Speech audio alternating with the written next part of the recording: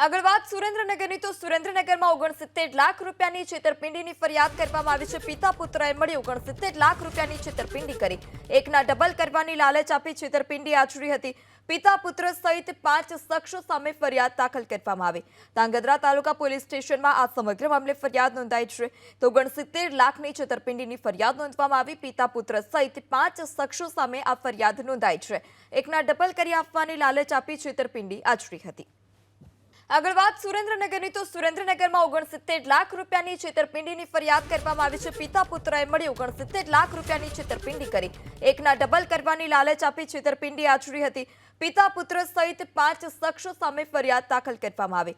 ધાંગધ્રા તાલુકા police સ્ટેશનમાં આ સમગ્ર મામલે ફરિયાદ નોંધાઈ છે। તો 69 લાખની છેતરપિંડીની ફરિયાદ નોંધવામાં આવી। પિતા પુત્ર સહિત 5 શખ્સો સામે આ ફરિયાદ નોંધાઈ છે। એકના ડબલ કરી આપવાની લાલચ આપી છેતરપિંડી આચરી હતી।